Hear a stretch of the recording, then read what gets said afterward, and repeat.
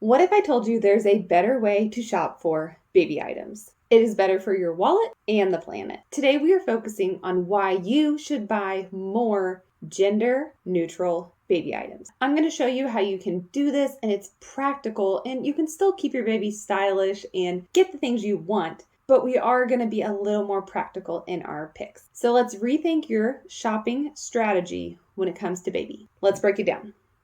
So here are some baby items, first off, that do not need to be gender specific. And I recommend you go as gender neutral as possible.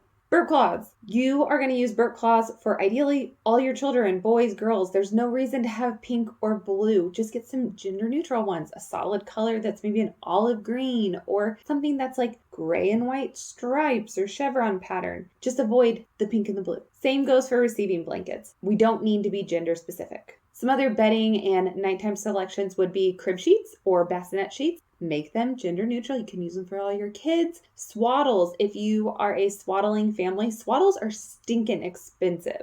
Now, they're sleeping. Could you put a boy in a pink swaddle and say, I don't care? Yes, of course you can. Same with a boy and a girl in a dinosaurs versus ballerinas. It doesn't actually matter. Go gender neutral because swaddles are expensive. Bottles. On the occasion, I have seen some baby registries that have distinct colors for bottles. I've seen some like pink, like Avent ones, and I don't understand why you would get pink bottles. Get just your basic clear bottles. There's no reason for colors to be involved. So now some of your larger items, a bouncer seat, a swing, maybe like your high chair or booster seat in the kitchen, maybe a baby wrap that you wear or a carrier. Any of these like mid-size baby items, try not to get them with a theme on them or a print that would be gender specific or anything like that. Really try to go neutral. A lot of those are going to come neutral, so just go with that.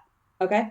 Now clothing. I definitely think you can get gender specific clothing, but I also recommend getting some neutrals. Some sleepers that are just a stretchy, like satiny, jersey, soft material, and they're just like a mustard yellow or an olive green or like a navy blue.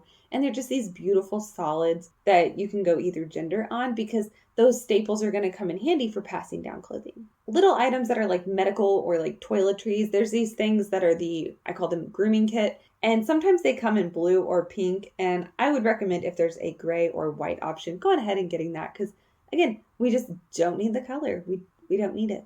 Car seats and strollers. Typically, your stroller is going to be gender neutral, and a lot of car seats are just your black and grays as well.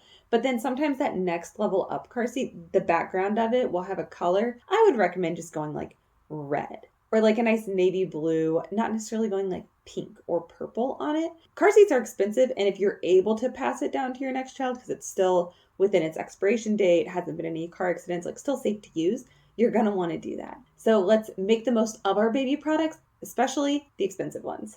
Now back to eating and mealtime. So like bibs, silverware, plates, bowls, even some cups, try to go gender neutral. There's just no reason to go too crazy. Now I will say on cups, a lot of times you are going to throw out cups. They get worn, they start leaking, they get bite marks on them. So like if you have a little girl and you want a pink cup, that's fine. Because honestly, by the time you have a boy, you're probably going to get new cups. And also that cup may stay with them depending on the style of it. Now, if it's a super baby cup, they're going to upgrade as well. Cups aren't a super long lasting item. So like I could see it. And also just for identification, say you do have a boy and you do have a girl, pink cup, blue cup, we know whose cup is whose. So cups, maybe, yeah. Plates, silverware, I think they should be interchangeable between all your children. And honestly, pro tip here, get one color if you can. All of our plates in our kitchen, plates and bowls, they're like a mint blue green type color. They all match. So guess what my kids have never complained about? Getting the wrong color bowl or plate. One last thing to deal with at mealtime, and that is making your life a little more simple. They also are identical, so they stack nicely in the cabinet. Different plates that are different shapes and this and that, they don't stack nicely. So I recommend go with something gender neutral and simple. Another item, this one's small, so not a huge deal as far as money, but like pacifier clips. Those are something you might reuse from kid to kid. And I honestly like a really simple pacifier clip. If your baby girl or baby boy is wearing a really cute outfit, maybe you're going to church on Sunday and you want that pacifier clipped on, I like just a simple gray or, just a solid color that's very minimalistic.